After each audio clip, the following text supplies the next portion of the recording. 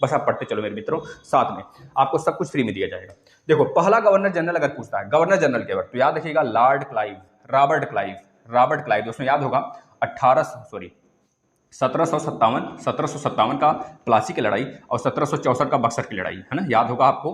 बस वही सारी कहानी होती है 1757 में। ये इसका मतलब एक तरह से भारत में जब अंग्रेजों का शासन एक तरह से पूरी तरीके से सत्ता अंग्रेजों के हाथ में कब आ जाती है पूछा जाता है, तो बता देंगे 1764 बक्सर की लड़ाई के बाद, है ना। जिसमें कि हमारे जो तीनों लखनऊ हो गया, बिहार हो गया, इस पूरे की जितने की पूरी के पूरी ये क्षेत्र था, ये पूरा का पूरा किसके हाथ में चला जाता है, बिहार, लखनऊ और आपके इलाहाबाद, ये पूरा का पूरा क्षेत्र, इलाहाबाद की संधि भी इसी समय होती है 1765 में, है ना। तो ये सारी की सारी हम बताएंगे किसी दिन, उसको जितनी संधियां होती हैं किसी एक वीडियो में लेके चले आएंगे। आज दूसरे मुद्दे पर नहीं जाते हैं, पहले इस मुद्दे पे बात करेंगे। पूरी की पूरी जो होती है सत्ता अंग्रेजों के हाथ में हो जाती है, तो याद रखिएगा 1764 से पूरा हमारा भारत अंग्रेजों के हाथ में चला जाता है। आंशिक रूप से कब आता है, तो बता देंगे 1757, जब मीर कासिम को मीर कासिम जब गद्दारी किया था दोस्तों, है ना। उसके बाद से मीर कासिम गद्दारी की वजह से दोस्तों इसमें 1757 की प्लासी की लड़ाई होती है, इसके बाद 1764 की लड़ाई होती है। ये सब लड़ाइयां हम लाएंगे एक वीडियो में, घबराइए मत। इसके बाद रॉबर्ट क्लाइव दोस्तों पहला गवर्नर जनरल था। अगर बोला जाए लास्ट गवर्नर जनरल कौन है, तो बता देंगे Warren Hasting last governor general था। और पहला बंगाल का गवर्नर जनरल था वारेन हेस्टिंग, पहला बंगाल का गवर्नर जनरल वारेन हेस्टिंग, वही लास्ट गवर्नर जनरल था दोस्तों, लास्ट गवर्नर जनरल, और पहला बंगाल का गवर्नर जनरल। ये चीजें याद रखेंगे। अभी टाइम पीरियड हम फिर से बताएंगे, टाइम पीरियड घबराइए मत। भारत के गवर्नर जनरल की बात करेगा और लास्ट बंगाल के गवर्नर जनरल की बात करेगा, तो लॉर्ड विलियम बेंटिंग इसके आंसर होंगे दोस्तों, याद रखिएगा। भारत का पहला गवर्नर जनरल और बंगाल का लास्ट गवर्नर जनरल तो विलियम बेंटिंग बता देंगे आप, ठीक है भाई। इसके बाद आ जाते हैं वायसराय। अगर आपसे पूछता है फर्स्ट वायसराय ऑफ इंडिया, या फिर यह पूछता है भारत का लास्ट गवर्नर जनरल ऑफ, है ना, भारत का लास्ट गवर्नर जनरल, और यह पूछता है भारत का पहला वायसराय, तो लॉर्ड कैनिंग दोस्तों। इसी समय पूरा का पूरा सत्ता, इसी समय आपको पता है 1857 की क्रांति भी हुआ था मंगल पांडे वाला, और इसी समय पूरा का पूरा दोस्तों जो हमारे पूरे भारत का जो सत्ता था वो किसके हाथ में चला गया था, महारानी, इंग्लैंड की महारानी के हाथ में 1858 में।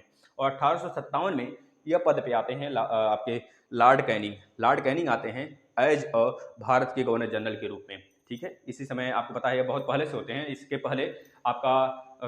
पहले दोस्तों कौन रहता है, अभी आएगा सब कुछ हम बताते चलेंगे, घबराइए मत। इसके बाद वायसराय होता है पहला, और लास्ट गवर्नर जनरल होता है इंडिया का, यह लॉर्ड कैनिंग, इसको लिख लेंगे।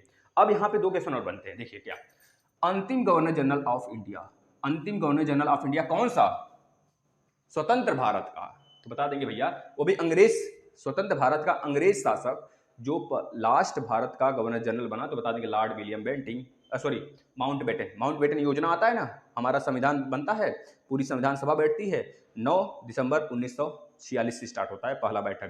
फिर इसके बाद 9-2-11 को अस्थायी सदस्यता मिल जाती है किसको भैया, 11 दिसंबर को किसको, आपके राजेंद्र प्रसाद जी को। इसके बाद आ जाता है 13 दिसंबर को प्रस्ताव रखा जाता है, कौन सा प्रस्ताव, जो आपका प्रस्तावना है उसका प्रस्ताव रखा जाता है भैया बनाने का, किसके द्वारा, जवाहरलाल नेहरू जी के द्वारा।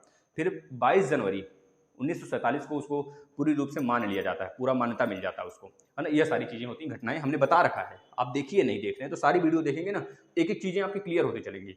अब हम जो बोलते हैं उसको भी लिखा करिए, जो नहीं बोलते हैं वो तो आप लिखा ही करिए भाई। स्वतंत्र भारत के सी राजगोपालाचारी, स्वतंत्र भारत के लास्ट और फर्स्ट स्वतंत्र भारत के गवर्नर जनरल, वो भी भारतीय, तो बता देंगे सी राजगोपालाचारी दोस्तों। ये भारतीय अगर लगा देगा तो सी राजगोपालाचारी, अगर भारतीय नहीं लगाएगा तो बता देंगे लॉर्ड माउंटबेटन, ठीक है भाई। इतनी चीजें तो याद ही रखना है। अब हम चलते हैं अपने स्टार्टिंग से, इसको स्क्रीनशॉट लेना, स्क्रीनशॉट ले लीजिए, अन्यथा हम सारी चीजें फिर से बताते चलते हैं। अब इनके बीच में जो घटनाएं हुए हैं वो भी बताएंगे। देखिए यहाँ पे ऊपर लिखा भी गया है भाई, यहाँ लिखा गया है, ये इन्वायरमेंट का तीसरा क्लास है, और यह गवर्नर जनरल, बंगाल के गवर्नर जनरल, यहाँ बंगाल का, यहाँ भारत का, यहाँ वायसराय, ठीक है भाई। यही सब सारी चीजें हैं। चलिए अब स्टार्ट करते हैं। अगर पहले गवर्नर जनरल की बात करते हैं, गवर्नर जनरल में सिर्फ 2 याद करना है, गवर्नर जनरल सिर्फ 2 याद करना है। गवर्नर जनरल की पूरी पीरियड में सिर्फ 2 याद रखना है। पहला 1757 से 1760 तक रॉबर्ट क्लाइव रहता है, रॉबर्ट क्लाइव दोस्तों कब से कब रहता है, 1757 से 1760 तक रहता है। यह दूसरी बार फिर आता है, इसका दूसरा कार्यकाल होता है कब, तो बता देंगे 1765 से 1767 के बीच में फिर आ जाता है। तो दोनों पीरियड याद रखेंगे, 1765 से 1767 यानी 2 साल के लिए आता है। इसके बाद पता है क्या होता है, यह द्वैध शासन लगाता है। द्वैध शासन मतलब कि जो हमारा लगा था केंद्र में द्वैध शासन, भारत शासन अधिनियम 1935 द्वारा, और एक राज्य में जब द्वैध शासन लगा था तो आपका माउंटबेटन योजना द्वारा। कौन सा था?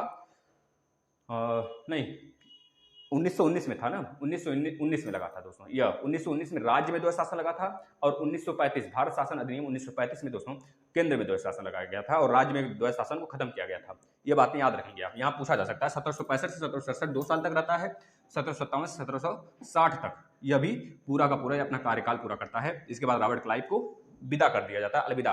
ये चले जाते हैं कहाँ पे भैया? अपने देश इंग्लैंड भैया। इसके बाद आ जाते हैं हॉलवेल। हॉलवेल बहुत बदमाश होता है साथियों। हॉलवेल घटना भी आपने सुना होगा, ब्लैक होल की। हॉलवेल इसी के समय ब्लैक होल की घटना होती है। हम बताएंगे सारी बातें जब लड़ाइयाँ पे चलेंगे तब। यहाँ पे दूसरी तरफ मूड नहीं करते हैं। अब देखिए इसके बीच में तो कोई रहा होगा, तो याद देखिए हॉलवेल आया था 1760 से लेकर 1765 तक, 1765 तक। फिर इसके बाद फिर आ जाता रॉबर्ट क्लाइव 1765 से लेकर 1767 तक। ठीक है भाई, इसको लिख लीजिए। अब इसमें इसके समय क्या घटना घटा था याद रखिएगा। इसके समय तो द्वैध शासन लगाया गया था, याद रखिएगा दोस्तों। रॉबर्ट क्लाइव के समय द्वैध शासन लगाया गया था।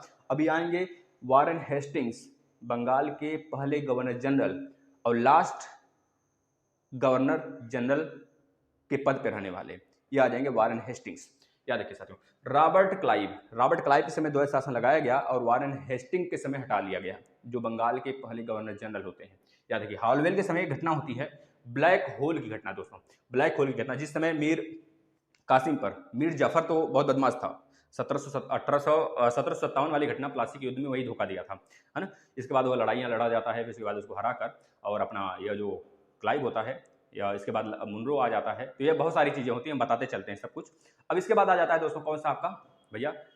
हॉलवेल घटना कब घटता है? तो बता देंगे ब्लैक होल की घटना होती है हॉलवेल के समय घटता है 1760 से 1765 के बीच में। लिख लेंगे ब्लैक होल की घटना किस गवर्नर जनरल के पीरियड में घटता है? तो बता देंगे हॉलवेल के समय घटता है। हॉलवेल याद रखेंगे, उस समय मीर कासिम गद्दी पे रहता है, उसको हटाने के लिए, उसको धोखा देने के लिए झूठा अंजाम लगाया जाता है हॉलवेल द्वारा कि भैया कि मीर कासिम जो है वह हमारे सैनिकों को बंदी बनाया था, उसमें से हॉलवेल भी था जो बच के निकल गया था। ठीक है, इस तरह की घटना होती है और घटनाक्रम पूरा ये झूठा रहता है।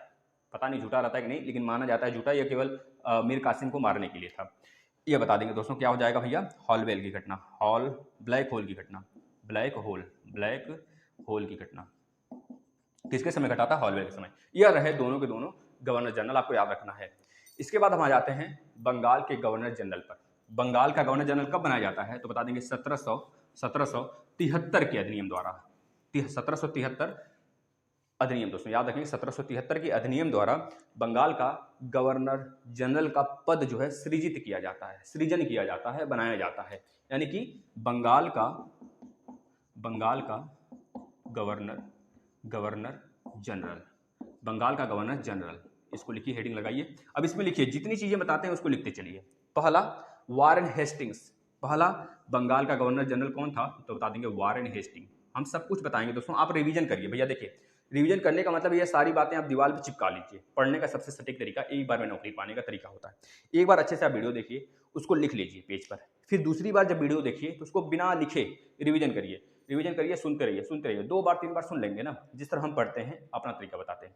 पहले सुन लीजिए, सुनने के बाद अगर तब भी न याद हो, वैसे तो बहुत सारी चीज़ें याद हो जाएंगी आपको, अगर तब भी न याद हो तो काम करेंगे, उसको एक पेज पे फिर से लिखेंगे। पेज पर लिखने के बाद उसको दीवार पे चिपका देंगे। भैया इतना काम करने में सिर्फ 2 दिन का वक्त लगेगा। अब इस 2 दिन वक्त में जो आपने कष्ट सहा है उसके परिणाम आपको देखने को मिलेंगे एग्जाम में। आप क्या करोगे? फोड़ के आओगे एग्जाम को।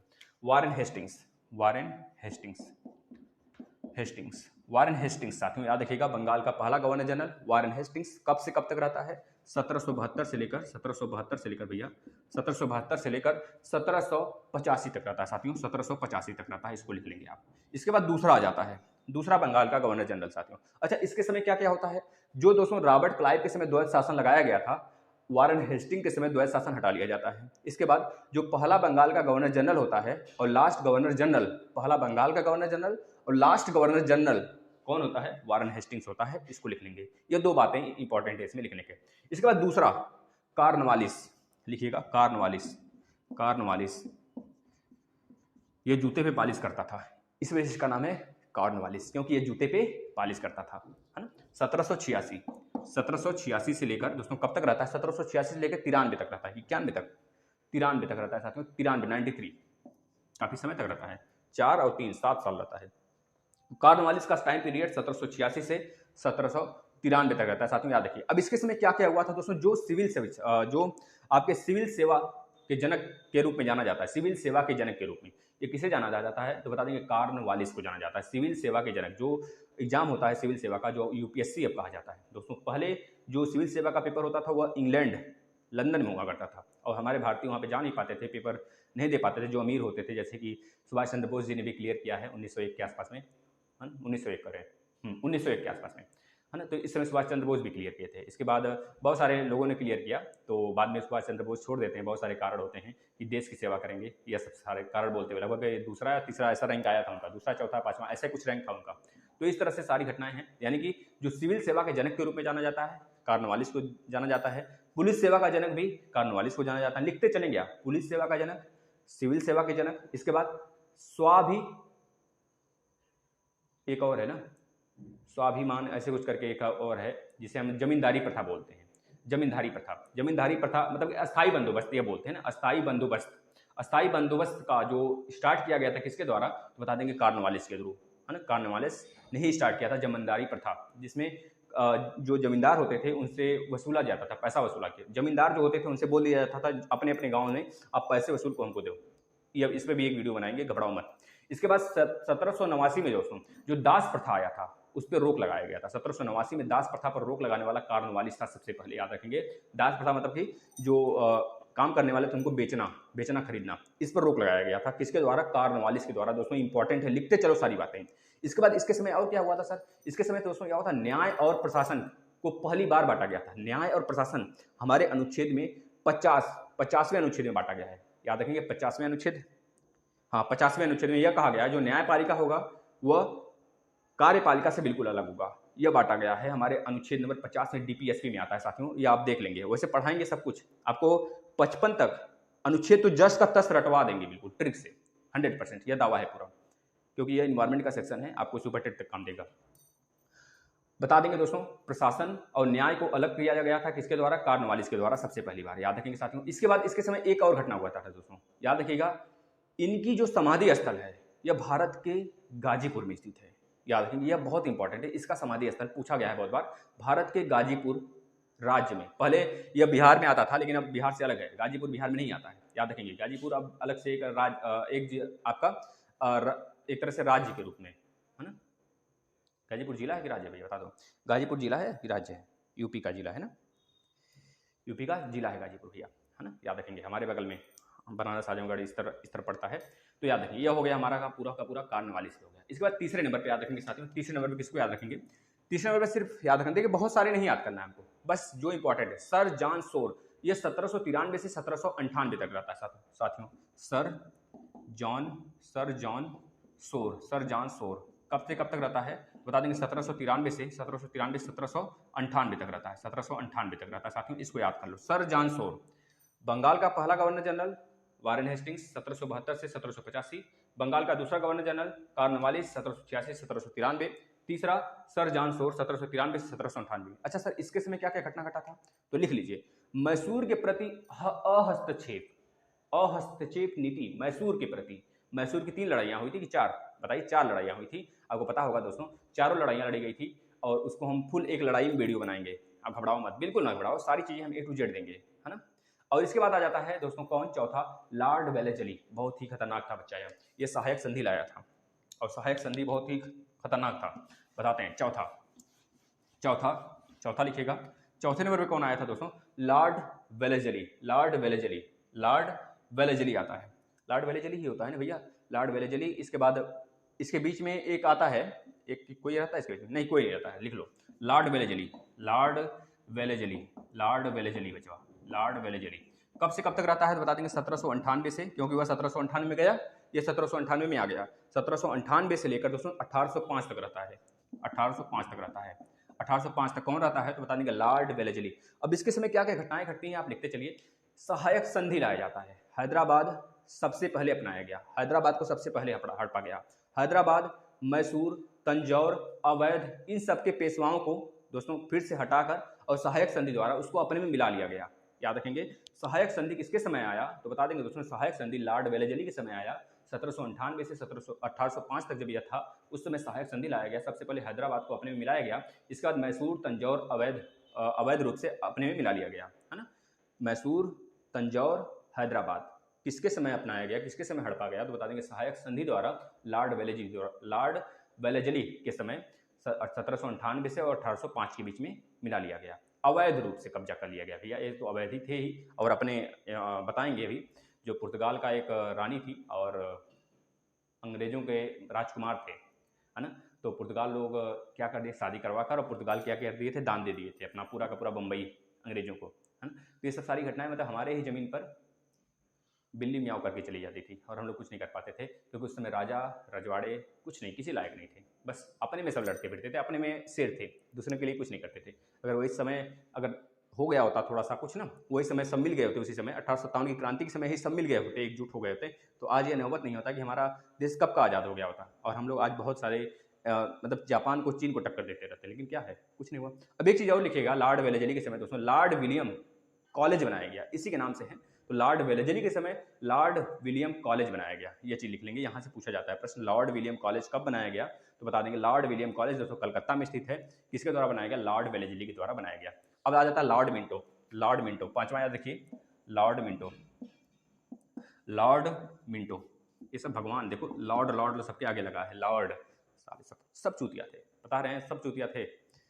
अब देखिए लॉर्ड मिंटो दोस्तों कब से कब तक रहा, 1807, यह जाता है 1805 में, इसके बीच में एक और आता है तो इंपॉर्टेंट नहीं है, हमें केवल आप याद रखेंगे लॉर्ड मिंटो। इसके बाद लॉर्ड मिंटो 1807 से लेकर 1813 तक रहता है, 1807 से लेकर 1813 तक रहता है साथियों, इसको आप लिख लेंगे 1807 से 1813। इसके बीच में केवल एक घटना घटता है दोस्तों, जो सिखों के प्रमुख गुरु थे, प्रमुख शासक थे, उनको जो उनके साथ संधि हो जाती है। सबसे पहली बार जो अंग्रेजों की संधि होती है सिखों के साथ कब होती है, तो बता देंगे लॉर्ड मिंटो के समय 1807 और 1813 के समय होती है दोस्तों।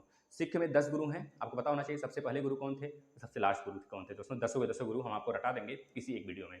इसके बाद आ जाता है लॉर्ड हेस्टिंग्स दोस्तों, लॉर्ड हेस्टिंग्स या फिर लॉर्ड हेस्टिंग्स के नाम से जानते हैं, यह last governor general of India और फर्स्ट वायसराय ऑफ इंडिया रहता है, sorry first governor general, Bharat का गवर्नर जनरल रहता है। कौन, लॉर्ड हेस्टिंग्स, पहला भारत का गवर्नर जनरल और लास्ट बंगाल का गवर्नर जनरल, याद रखेंगे। लॉर्ड हेस्टिंग्स का पीरियड होता है 1813 से लेकर 1823 तक, 1813 से लेकर 1823 तक कौन रहता है दोस्तों, लॉर्ड हेस्टिंग्स,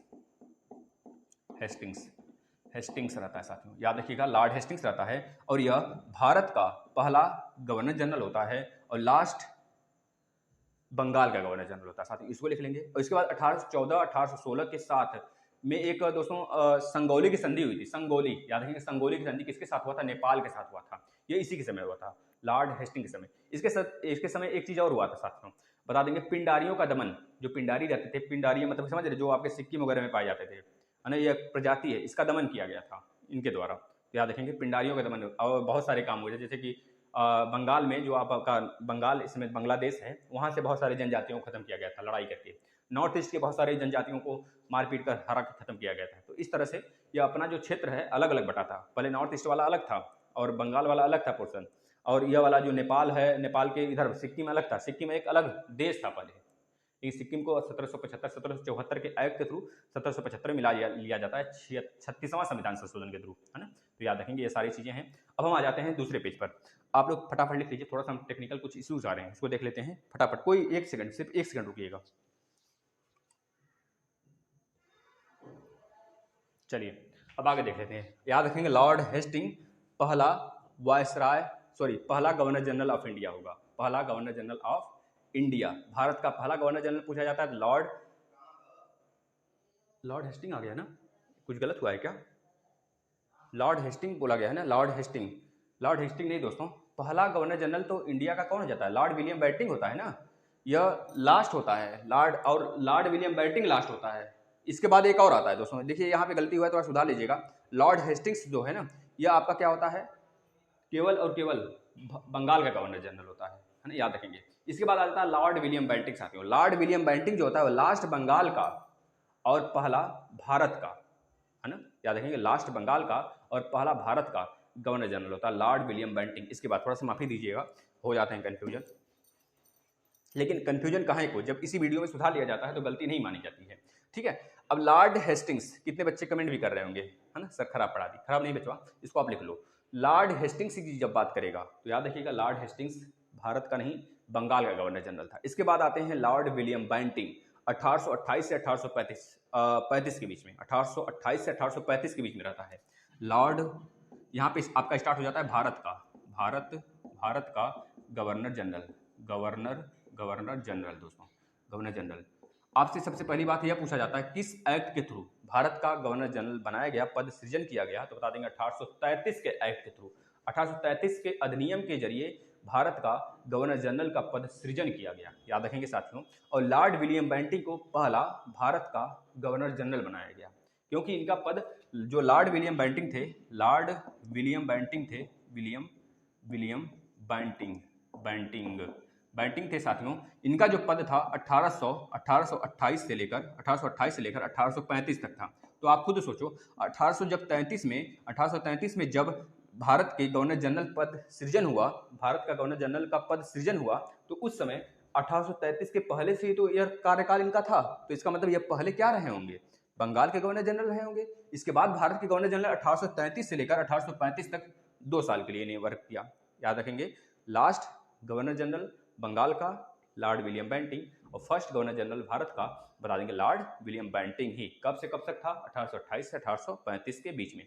अब इसके समय कुछ और कार्य होते हैं दोस्तों, जैसे कि इसके समय एक कार्य होता है 1829 और 1830 से में जो सती प्रथा का उन्मूलन किया जाता है, इसी के द्वारा किया जाता है, राजा राम मोहन राय के द्वारा मिलकर दोस्तों।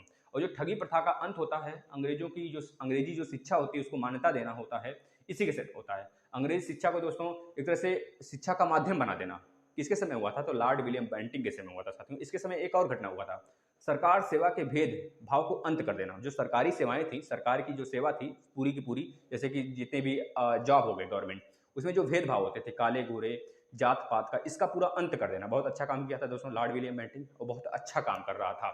इसके बाद आपको एक और देखने को मिलेगा, वायसराय, है ना, बताएंगे उसको वायसराय में जब आएंगे, तो यह सबसे अच्छा काम किया था, याद रखेंगे। ये सारी बातें आप लिख लेंगे, सरकारी सेवा में भेदभाव कम करना, ठगी प्रथा, सती प्रथा, अंग्रेजी शिक्षा को शिक्षा का माध्यम बना देना, यह सब सारा काम यही किया था। 1829-1830 के आसपास में राजा राम मोहन राय के द्वारा मिलकर सती प्रथा का उन्मूलन यही करता है, याद रखेंगे साथ में, इसके में ही किया जाता है इसके समय। इसके बाद दूसरा नंबर का जाता है चार्ल्स मेटकॉफ दोस्तों। चार्ल्स मेटकॉफ इस वजह से इंपॉर्टेंट है क्योंकि इसके समय समाचार पत्रों को मुक्तिदाता के रूप में जाना था। समाचार पत्रों को बिल्कुल फ्री छूट दे दिया गया था, छपने पर फ्री छूट दे दिया गया था, है ना। पहले क्या होता था, सेंसर बोर्ड पर उसे जाना होता था और पूरा प्रमाण देना होता था, अगर कुछ अंग्रेजों के बारे में बुरा भला कहे हो तो उसको प्रतिबंध लगा दिया जाता था। लेकिन इसके समय से, चार्ल्स मेटकॉफ के समय से, 1835 से 1836 के समय, जब चार्ल्स मेटकॉफ आता है, भारत का गवर्नर जनरल बनता है, तो उस समय से दोस्तों लगातार यह बोलता खुद है कि आप सही चीज़ों को दिखाओ। तो हर समाचार पत्र वाले जो न्यूज एजेंसियां थी वो पत्र छापने लगे। तो इसे क्या बोला जाता है, समाचार पत्रों के मुक्तिदाता के रूप में जाना जाता है। तो याद रखेंगे, एक क्वेश्चन बनता है हमेशा एग्जाम में, समाचार पत्रों के मुक्तिदाता के रूप में किसे जानते हैं, तो बता देंगे चार्ल्स मेटकॉफ को जानते हैं। क्या नाम है, चार्ल्स मेटकॉफ के नाम से जानते हैं। याद रखेंगे साथियों, कब से कब तक था, तो बता देंगे 1825 से लेकर 1836 तक रहता है। 1835 से 1836 बस एक साल के लिए आता है, 25 नहीं, 1835 से 1836, 1835 तक तो विलियम बेंटिंक ही रहते हैं, 36 तक रहता है। और इसको क्या जाना जाता है भैया, समाचार पत्रों का मुक्तिदाता के रूप में। समाचार पत्रों का मुक्तिदाता किसे जानते हैं भाई, चार्ल्स मेटकॉफ को। दोस्तों बहुत ही इंपॉर्टेंट प्रश्न है, यहाँ से प्रश्न बनते हैं हमेशा, आपके एग्जाम में बनेंगे। इतना समझ लीजिए, जो चीज़ें आपको दी जाती हैं ना, वो बहुत ही ज़्यादा दी जाती हैं, वह हम वहाँ तक तय कर लेते हैं दूरी जहाँ तक एग्जामिनर सोच सकता है, वो पूरी दूरियाँ तय की जाती हैं कि इसके इर्द गिर्द एग्जाम में अगर कहीं आता है तो सब कुछ आपको मिल गया है। अब आपके ऊपर है कितना रिवीजन करते हो, कितनी बार वीडियो को देखते हो। इसके बाद आ जाता है दोस्तों चार्ल्स ऑकलैंड। आप लोग लिखिए खुद कॉपी पे, चार्ल्स या फिर लॉर्ड ऑकलैंड करके आता है, लॉर्ड लिखिएगा, तीसरा, मतलब क्रम से नहीं है, कुछ बीच में छूट भी जाएंगे, लेकिन हमें जो इंपॉर्टेंट है सिर्फ वही लिखवाना है। लॉर्ड ऑकलैंड के नाम से आता है, ऑकलैंड। ये भी बहुत आरामी रहता है ससुरा। ऑकलैंड, ऑकलैंड ये भी बहुत ससुरा आरामी रहता है, बदमाश होता है ना। लॉर्ड ऑकलैंड 1836 से 1842 के बीच में रहता भैया। 1836 से, क्योंकि 36 तक तो वो थे आपके चार्ल्स मेडकॉफ थे, इसके बाद 1836 से लेकर 42 तक ये रहता है साथियों। टाइम पीरियड जरूर याद रखना है हमको। 1800 ये कैसे याद होगा सर, टाइम पीरियड इतना तो याद हो जाता है। पता है कैसे याद होता है, जो हमने बताया स्टार्टिंग में, आप देखे होंगे किस प्रकार से याद किया जाता है, तो याद कर लेंगे दोस्तों। जो आपका लॉर्ड ऑकलैंड था, ऑकलैंड ऑकलैंड ऑकलैंड, लैंड से क्या पता चल रहा है, भूमि, लैंड से भूमि पता चल रहा है, तो याद रखिएगा जीटी रोड इसी के समय बना था। ऑकलैंड, ऑकलैंड बोलिए तो जीटी रोड किसी समय बना था, याद रखेंगे जीटी रोड जो बना था इसी के समय बना था। और शेरशाह सूरी वाला घटना तो याद ही होगा आपको, 1836 से 1842 के समय बना था दोस्तों, याद रखिए, इस वजह से इंपॉर्टेंट हो जाता है, पूछ लिएगा सिर्फ जीटी रोड किस भारत के गवर्नर जनरल के समय बना था, तो लॉर्ड ऑकलैंड बताना होगा आपको। ऑकलैंड अब याद हो गया होगा आपको, लैंड लैंड बोलेंगे तो लैंड ही बनाया गया था, रोड मतलब लैंड समझ लीजिए, ठीक है ना। अब आ जाता है लॉर्ड एलन बैरो, मोस्ट इंपॉर्टेंट है दोस्तों, इसको जरूर जरूर लिखिएगा। लॉर्ड एलन बैरो 1842 से 1844 के बीच था। लॉर्ड एलन बैरो, लॉर्ड एलन एलन बैरो, एलन बैरो दोस्तों कब से कब तक था, 1800 कब से कब तक था बचवा, 1844 से लेकर 1800 एक मिनट 1842 से 1844, 1842 से 1844 के बीच था। देखिए जो बीच में छूट रहे हैं, ये मत सोचिएगा सर ने बताया नहीं, सर ने गलत लिख दिया टाइम टेबल, टाइम पीरियड, तो इस वजह से गलत लिखा जा रहा है, क्योंकि वो बीच वाला जो हमको याद ही नहीं करना है, हमको जो इंपॉर्टेंट है वो याद करना है। सबको लेकर चलेंगे तो हम एग्जाम में क्या क्या फायदा फिर पूरा पढ़ने से। तो एलन बैरो कब से कब तक थे दोस्तों, याद रखिएगा, लॉर्ड एलन बैरो 1842 से 1844 के बीच था। इसके समय क्या घटना घटा था, लिख लीजिए, सिंध का विलय कर लिया गया था। जो सिंध है ना, पूरा का पूरा सिंध पूरा विलय कर लिया, जो इस समय आधा पाकिस्तान में चला गया है सिंध, तो सिंध का पूरा विलय, और दास प्रथा पर पूरी तरीके से रोक, पूरी तरीके से बैन। अभी तक दास प्रथा पे केवल दास प्रथा का उन्मूलन किया जा रहा था लॉर्ड विलियम बेंटिंग जी द्वारा, तो याद रखेंगे पूरी तरीके से अगर बोला जाता है दास प्रथा पर रोक किसके समय लगा था, तो बता देंगे लॉर्ड एलन बैरो के समय लगा था साथियों, ये पूछा जाता है। इसके बाद आ जाता है लॉर्ड हार्डिंग। लॉर्ड हार्डिंग का टाइम पीरियड 44 से 48।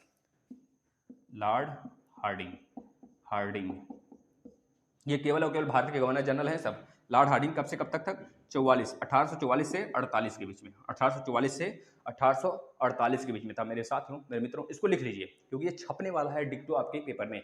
तो इसके समय सिर्फ एक घटना बहुत ही बार पूछा जाता है, नर बलि प्रथा का दमन, जो नर मानव को मारा जाता था, नर बलि प्रथा का दमन किसके समय हुआ था साथियों, इसके समय हुआ था, लॉर्ड हार्डिंग के समय, इस वजह से मोस्ट इंपॉर्टेंट हो जाता है। इसके बाद बेहतरीन तरीके से लिखिए, इसमें बहुत सारी घटनाएं घटी थी। लॉर्ड डलहौजी आ जाता है ससुरा, ये बहुत बदमाश था, इसके समय बहुत सारी घटनाएं घटी थी। देखिए मतलब ट्रेन सेवा, तार सेवा, मतलब सब कुछ इसी के समय, हड़प नीति, सब कुछ इसके समय हुआ था। Lord Lord Lord Lord Dalhousie, Dalhousie Dalhousie Dalhousie. हौज होता है, हौज मतलब समझ रहे हो क्या होता है, हौज, हौज मतलब पता है क्या होता है, बहुत बड़ा सा जो होता है ना हौज, जिसमें गाय चारा वगैरह खाती है, तो हौज होता है, वही हौज है। मतलब बहुत बड़ा, बहुत गहरा था, इसके समय बहुत काम हुए, क्या क्या हुए लिखते चलिए। इसका पहले टाइम पीरियड लिख लीजिए भैया, 1844 से 1848 के बीच कौन था, लॉर्ड हेस्टिंग्स था, सॉरी लॉर्ड हार्डिंग था। फिर 1848 से 1856 तक यह रहता है, 1848 से 1856 तक। मोस्ट इंपॉर्टेंट डालकर लिख लेंगे इसे, मोस्ट इंपॉर्टेंट, मोस्ट इंपॉर्टेंट बचवा, इसको देखो हम इस वजह से लिखेंगे क्योंकि ये बहुत बार पूछा जाता है। लॉर्ड डलहौजी 1848 से 1856 तक था। अब इसके समय क्या क्या कार्यकाल हुए सब कुछ याद करो, एक एक चीज लिखते चलो, हम जो जो बोल रहे हैं। हड़प नीति, हड़प नीति चलाया गया, हड़प नीति चलाया जाता है किसके समय, किसके राज्य के समय, किस भारत के गवर्नर जनरल के समय, तो बताएंगे लॉर्ड डलहौजी के समय बचवा। क्या चलाया जाता है, हड़प नीति चलाया जाता है। उस हड़प नीति में सबसे पहले किसको हड़पा जाता है, किस राज्य को हड़पा जाता है, तो बता देंगे सतारा, सतारा को हड़पा जाता है, सतारा। सतारा कब हड़पा जाता है, तो बता देंगे 1848 में ही हड़प लिया जाता है। जैसे ही ये आता है वैसे ही सतारा को अपने मिला लेता है। इसके बाद सतारा के बाद जैतपुर, जैतपुर को 1848 में ही हड़प लिया जाता है, जैतपुर को भी, जैतपुर, जैतपुर और सतारा 1848 में आ जाते हैं दोस्तों ब्रिटिश कब्जे में, ब्रिटिश सरकार के कब्जे में, यानी कि लॉर्ड डलहौजी के कब्जे में, और उसको एक तरह से ब्रिटिश कानून की तरह देखा जाता है। इसके बाद संभलपुर आ जाता है, संभलपुर को 1849 में, संभलपुर लिखिएगा, संभलपुर, संभलपुर, संभलपुर को 1849 में भारतीय में मतलब कि अंग्रेजी शासन की सत्ता में विलय कर लिया जाता है। इसके बाद उदयपुर, उदयपुर कौन सा, वही उदयपुर राजस्थान वाला, 1852 में उसको हड़प लिया जाता है। उदयपुर को 1852 में हड़प लिया जाता है, 1852 में साथियों। इसके बाद आ जाता है साथियों झांसी, भैया झांसी, झांसी की रानी, वीरांगना, याद है कि नहीं, वीरांगना, तो 1848 में हड़प लिया जाता है इसको भी, 1848 एक मिनट, झांसी को 1853 में हटा जाता है भाई, उदयपुर को 1852 में, सतारा और जैतपुर को 1848 में, इसके बाद संबलपुर को 1849 में, उदयपुर को 1852 में और झांसी को 1853 में, लिख लीजिए। इसके बाद अच्छा एक चीज़ बताएंगे, जो आपकी लक्ष्मीबाई थी, झांसी की रानी, लक्ष्मीबाई झांसी की रानी थी ना भैया, झांसी की रानी उसको बोला जाता है। तो उनका जो पहले बता देंगे बचपन का नाम क्या था और उनके बेटे का क्या नाम था, फटाफट बता देंगे। उनके बेटे का नाम क्या था हम बताएंगे, जब लड़ाइयाँ करवाएंगे तब उसमें बताएंगे उनके बेटे का क्या नाम था और उनका बचपन का नाम क्या था और कहाँ का निवासी थी, है ना। तो हम बता देते हैं कहाँ की निवासी थी, हमारे बनारस की निवासी थी भाई वो, है ना। बनारस का उनका मतलब कि उनका घर था, उनका मायके जो था झांसी था, याद रखेंगे।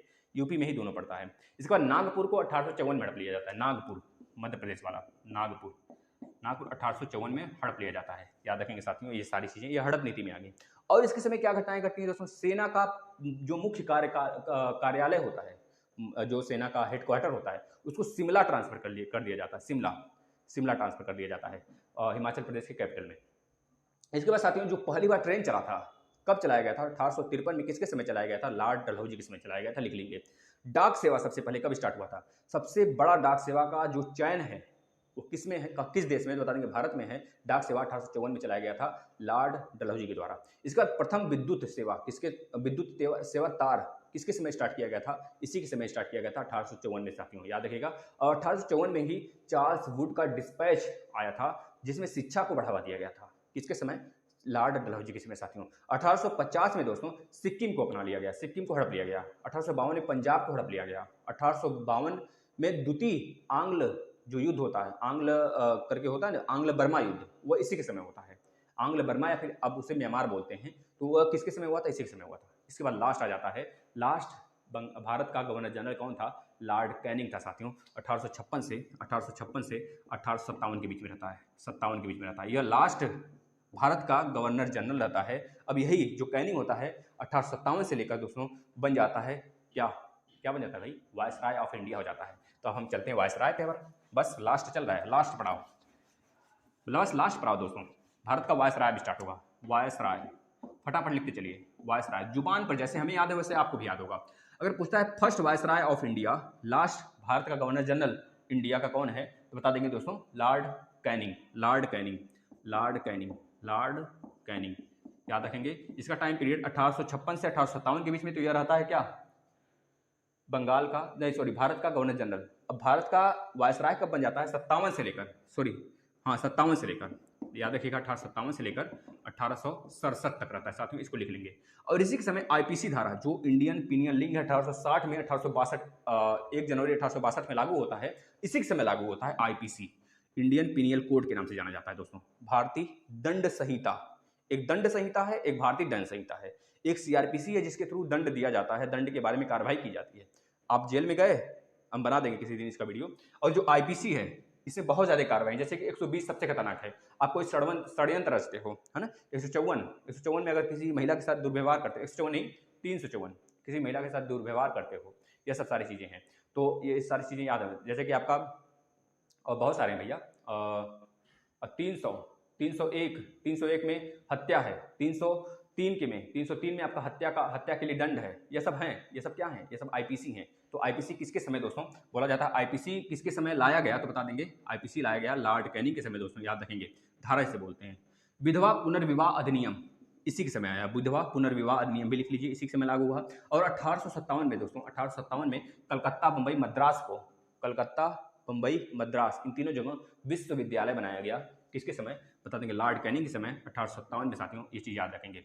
इसके बाद आ जाता है लॉर्ड मेयो, दूसरा लॉर्ड मेयो, लॉर्ड मेयो बहुत इंपॉर्टेंट है, लिख लीजिए। दूसरा नहीं, क्रम से हो सकता है ना हो, बीच में क्रम ना मिले आपको, लेकिन यह आपको याद करना है, लॉर्ड मेयो, जो याद करना है वही लिखवाएंगे, लॉर्ड मेयो। लॉर्ड मेयो आ जाता है साथियों 1869 से लेकर 1872 तक रहता है। और इसमें पहली बार दोस्तों, इसमें पहली बार 1872 में जनगणना शुरू हुआ।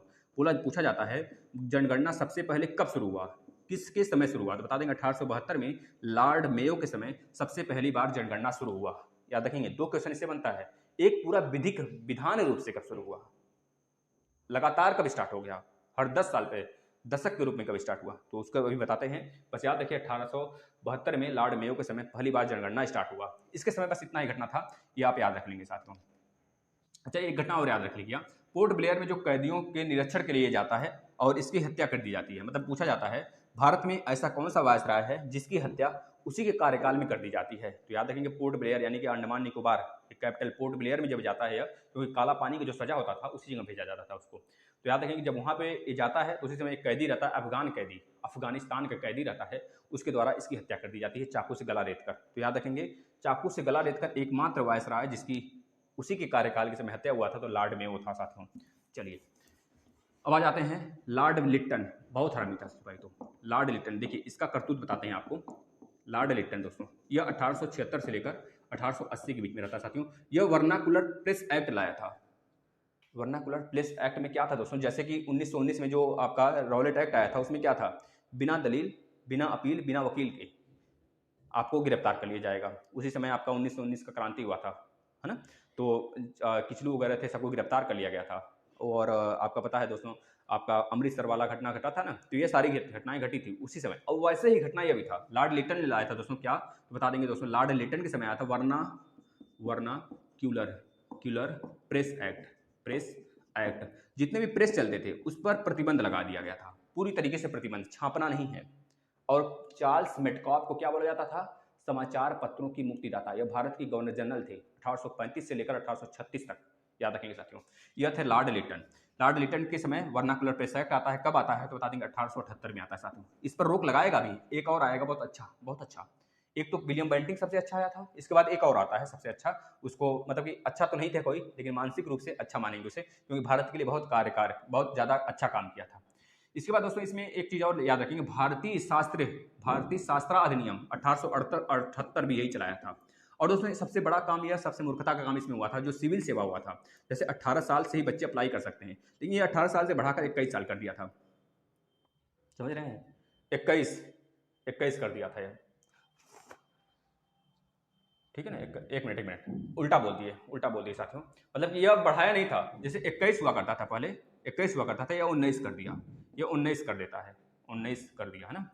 तो याद रखेंगे 19 कर देता है, यही कर देता है ना।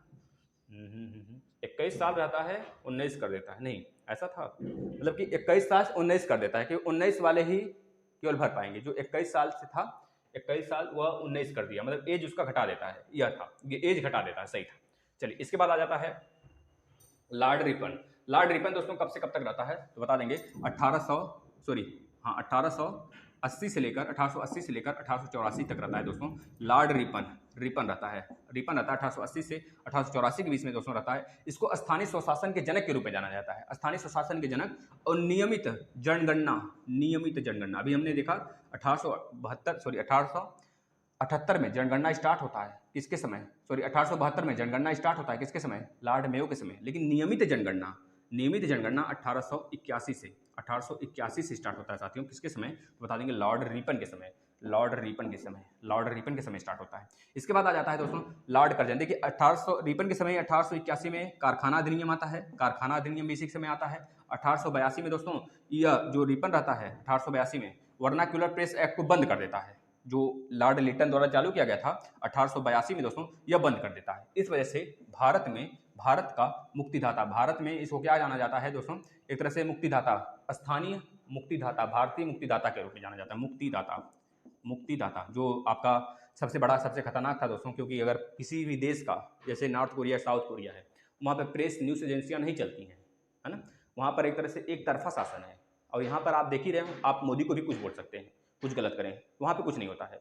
जो छोटू मोटू गोलू सा है ना, उसको कुछ बोलोगे तो वो उठवा ले जाएगा आपको, और रातों रात पता भी नहीं चलेगा आपको। आएगा एरोप्लेन, आपकी छत पे गिरेगा और आप गायब हो जाओगे, और आपका फिर लापता, आप पता ही नहीं चलेगा आपका। लेकिन यहाँ पे ऐसा नहीं होता है, आप कुछ भी, क्योंकि हमारा लोकतंत्र है, या आप आपका हक होता है किसी के लिए, अगर सही है तो सही के लिए सही, और गलत है तो गलत के लिए गलत बोल सकते हैं आप, है ना। देखिए मुक्तिदाता के रूप में इसे जाना जाता है। तो याद रखेंगे जो आपका जो चलाया था भैया Lord Lytton vernacular press act, उसको यह बंद कर देता है। तो इसको प्रेस का मुक्तिदाता नहीं, प्रेस का मुक्तिदाता तो किसे कहा जाता है, चार्ल्स मेटकॉफ को, भारतीय का एक तरह से भारत का पितामह के रूप में से जाना जाता है। भारत का पितामह किस अंग्रेज को जाना जाता है तो लॉर्ड रिपन को जाना जाता है, याद रखिएगा साथियों। अंग्रेज शासन में पूछेगा तब भैया, है ना, याद रखेंगे। इसके बाद आ जाता है साथियों लॉर्ड रिपन के बाद लॉर्ड कर्जन मोस्ट इंपॉर्टेंट है साथियों, लॉर्ड कर्जन लिख लीजिए। लॉर्ड कर्जन के समय साथियों होता है, लॉर्ड कर्जन के समय एक विवाद होता है, इसका कार्यकाल लिख लीजिए, 1899 से 1905 तक रहता है साथियों। और 1905 में आपको पता है दोस्तों बंगाल विभाजन होता है, बंगाल विभाजन होता है 1905 में होता है बंगाल विभाजन। और 1902 में इसी के समय दोस्तों क्या हो जाता है, टॉमस रैले की अध्यक्षता में विश्वविद्यालय का आयोग गठन होता है, विश्वविद्यालय आयोग, विद्यालय आयोग का गठन किसके समय होता है, 1902 में लॉर्ड कर्जन के समय होता है साथियों। 1904 में विश्वविद्यालय को खोलना स्टार्ट कर दिया जाता है। 1902 में तो गठन होता है, 1904 में दोस्तों खोलना स्टार्ट हो जाता है, मतलब 1904 में कॉलेजेस खुलने लगते हैं, विश्वविद्यालय, ये चीजें होती हैं इसके समय। इसके बाद आ जाता है साथियों लॉर्ड मिंटो। लॉर्ड मिंटो का कार्यकाल कब से कब तक होता है, लॉर्ड मिंटो के समय 1905 से लेकर 1910 तक रहता है साथियों। 1906 में दोस्तों यह मुस्लिम लीग की स्थापना करवाता है, इसी के समय मुस्लिम लीग का स्थापना होता है लॉर्ड मिंटो के समय। 1905 से 1910 के बीच रहता है, तो 1906 में मुस्लिम लीग की स्थापना होता है, आपको पता है, हमने बता दिया है मुस्लिम लीग की स्थापना होता है, इसके पहले हमने वीडियो बना दिया है पूरा, 1905 से लेकर 1950 तक की सारी घटनाएं हमने लिखवा दिया, आप लोग देख लीजिए। इसके बाद 1907 में साथियों कांग्रेस में आपका पता है कांग्रेस का अधिवेशन होता है, इसी समय होता है लॉर्ड मिंटो के समय। और कौन करता है हमने बता दिया है, आप देख सकते हो तो देख लो, दूसरा वीडियो है। इसके बाद दोस्तों 1909 में मार्ले मिंटो में मुस्लिमों को पृथक निर्वाचन क्षेत्र दे दिया जाता है दोस्तों। 1909 में भारत का एक हाथ काट दिया जाता है ना, 1909 में। यह सब है ना लड़ा कर गए थे हम लोगों को, हम मुस्लिम भाइयों को, हिंदू भाइयों को लड़ा के गए थे, ये सब बहुत हरामी थे सब, कुछ नहीं मिला ना पछड़ा, तो ये सब समझ गए कि अब इनको केवल जाति पात से ही जीता जा सकता है। हमारे यहाँ धर्म बहुत माना जाता है, तो धर्म से खेलने लगे थे। अगर इस समय होते ना तो इनको कूच कर ना चट्टी बना दिए जाते ये। चलिए आगे देखते हैं लॉर्ड हार्डिंग आ जाता है साथियों। लॉर्ड हार्डिंग का कार्यकाल जो होता है 1910 से लेकर 1916 तक रहता है साथियों, 1916 तक रहता है। अब इसके समय बंगाल विभाजन रद्द कर दिया जाता है, आपको पता है 1911 में दिल्ली दरबार लगता है, 1911 में ही सबसे पहले याद रखिएगा दोस्तों, दिल्ली दरबार लगता है, और दिल्ली दरबार में ही जो राजधानी होती है दिल्ली को घोषित कर दिया जाता है, और 1912 में दिल्ली को राजधानी बना दिया जाता है भारत का। और 1916 में इसके समय दोस्तों बीएचयू की स्थापना किया जाता है, किसके द्वारा भैया बता दीजिए, मदन मोहन मालवीय जी के द्वारा दोस्तों, याद रखेंगे 1916 में स्थापना होता है। बीएचयू के संस्थापक के रूप में किसे जाना जाता है साथियों, याद रखेंगे एनी बेसेंट को जानते हैं, है ना। लेकिन अगर बोला जाता है उद्घाटन समारोह में कौन था, तो हमारे दोस्तों मदन मोहन मालवीय थे, याद रखेंगे। 1 मिनट बस रुकिएगा।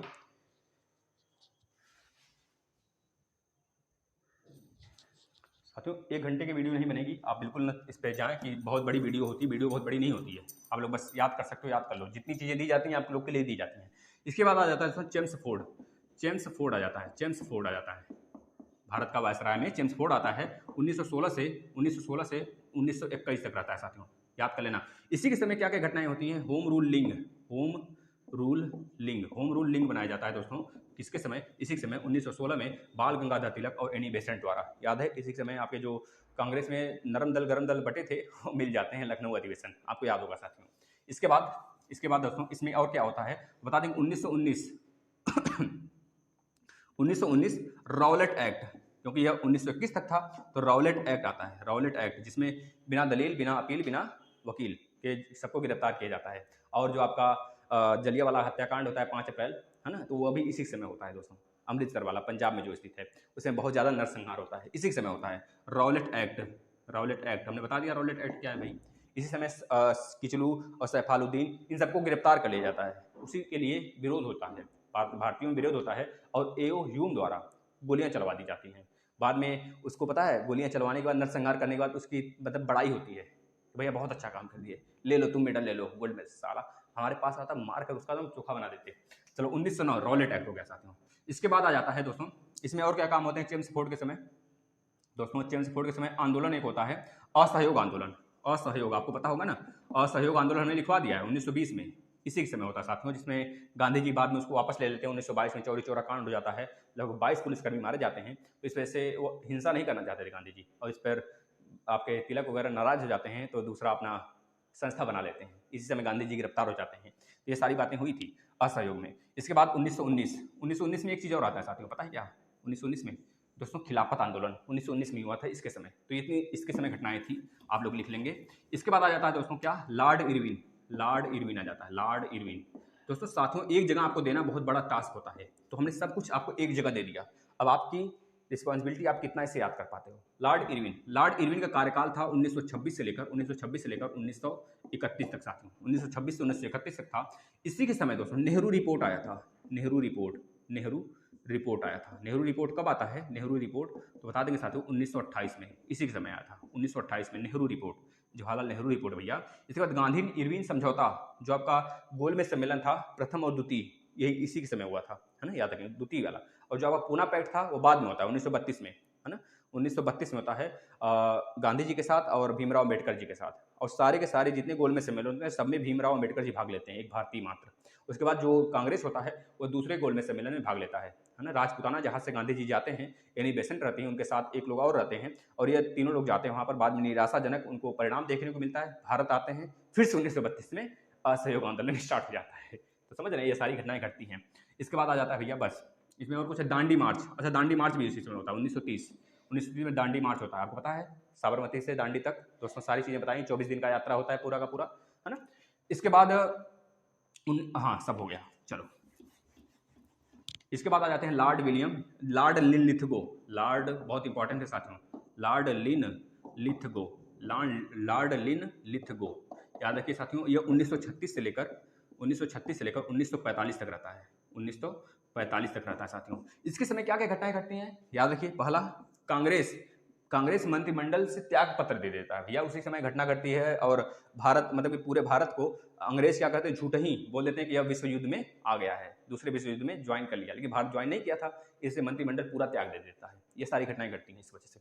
इसके बाद लॉर्ड लिनलिथगो के समय और क्या घटनाएं होती हैं, द्वितीय विश्व युद्ध भी होता है। इसी कारण से जो कांग्रेस होती है, मंत्रिमंडल कांग्रेस का पूरा त्याग पत्र दे देती है, बिना उससे पूछे। जब आप उसको युद्ध में झोंक दोगे और वह युद्ध नहीं करना चाहेगा तो क्या भैया नहीं देगा, बिल्कुल दे देगा। आज के नेताओं के थोड़े थोड़े हैं। ट्रेन एक्सीडेंट हो गया, रेलवे मंत्री बैठे हैं चुपचाप, कुछ बोल ही नहीं रहे हैं, चुप के घर में बैठे हैं। कोरोना चल रहा था, है ना, तो गृह मंत्री बैठे थे, डूब के बैठे थे, बल्कि उनको भी कोरोना हो गया था और सबको सजेस्ट कर रहे थे। तो ये सारी घटनाएं हमारे यहाँ घटती हैं। अब त्याग पत्र बोल रहे हो, वो उनको अगर एक साल 2 साल और बोल दोगे रहने के लिए, जबरदस्ती रहेंगे वो, अब त्याग पत्र नहीं देने वाला है कोई। इसके बाद साथियों आ जाते हैं अगस्त प्रस्ताव भी इसी समय हुआ था 1940 में दोस्तों, याद रखेंगे 1940 में। इसके बाद भारत छोड़ो आंदोलन 1942, याद रखिए बहुत इंपॉर्टेंट है, पूछा जाता है किस वायसराय के समय भारत छोड़ो आंदोलन गांधी जी द्वारा किया गया था, तो बता देंगे लॉर्ड लिनलिथगो के समय। बहुत बच्चे लॉर्ड माउंटबेटन लगा के आते हैं, याद रखिए लॉर्ड माउंटबेटन के समय तो हमारा संविधान बनना स्टार्ट हुआ था दोस्तों, क्योंकि 1942 में लॉर्ड लिनलिथगो के समय दोस्तों क्या हुआ था, भारत छोड़ो आंदोलन का कार्यक्रम स्टार्ट हो गया था। इसके बाद दोस्तों पीएम, इस समय पीएम कौन था, कहाँ का पीएम, इंग्लैंड का, चर्चिल के नाम से था। इसको याद कर लीजिए, इसका फुल नाम हमको नहीं याद आ रहा है, लेकिन चर्चिल के नाम से था, शायद लॉर्ड वार्ड कुछ लगा हो आगे, तो चर्चिल आप याद रखेंगे सिर्फ। इसके बाद आ जाता है लॉर्ड वेवेल, बस लास्ट। इसके बाद लॉर्ड माउंटबेटन, लॉर्ड वेवेल दोस्तों। लॉर्ड वेवेल के समय घटनाएं घटी थी, पहले याद देख लीजिए, 1943 से लेकर ये 1947 के बीच में था दोस्तों, याद रखिए। इसके समय 1946 में घटना घटी थी दोस्तों, मोस्ट इंपॉर्टेंट है, नौसैनिक विद्रोह दोस्तों। और इसी समय भारत को पूरा उम्मीद था कि भारत अब जीत जाएगा। भाई नौसैनिक विद्रोह कर दिया था मुंबई में, याद रखिए मुंबई में पूरा विद्रोह हो गया था। सारे जितने भी जहाज थे नेवी के, सब पर लिखाया जा रहा था कांग्रेसी भागो, है ना, भारत छोड़ो, ये सब सारी चीज़ें पोस्टर लग रहे थे हर जगह। इसके बाद दोस्तों आ जाता है 16 अगस्त 1946 को दोस्तों, पता है मुस्लिम लीग ने सीधी कार्रवाई करी थी 1946 को। इसके बाद एक काम और होता है इसके समय दोस्तों, जो कैबिनेट मिशन होता है, कैबिनेट मिशन वो भारत आता है, और संविधान सभा बैठता है दोस्तों 1946 में। कब, 9 दिसंबर 1946 को। 11 दिसंबर को क्या किया जाता है, अस्थाई सदस्य बना दिया जाता है, किसको भैया, अस्थाई सदस्य राजेंद्र प्रसाद जी को। और 13 दिसंबर को क्या किया जाता है साथियों, जो प्रस्ताव रखा जाता है प्रस्तावना का, वह जवाहरलाल नेहरू जी द्वारा भारत के संसद में जो बन रहा होता है अभी संविधान, उसमें रखा जाता है ना, याद रखेंगे। इसके बाद लास्ट लॉर्ड माउंटबेटन के समय लॉर्ड माउंटबेटन योजना आता है दोस्तों। ये कब से कब तक रहता है, 1947 से 1948 के बीच में रहता है, 48 के बीच में रहता है साथियों। इसके समय अंतरिम गवर्नर जनरल के रूप में इसे जाना जाता है, और यह स्वतंत्र भारत का पहला अंग्रेजी गवर्नर होता है, और लास्ट भी होता है यही। और स्वतंत्र भारत का पहला भारतीय गवर्नर जनरल सी राज गोपालाचारी दोस्तों। यही सब सारी घटनाएं होती हैं। अब आज के बाद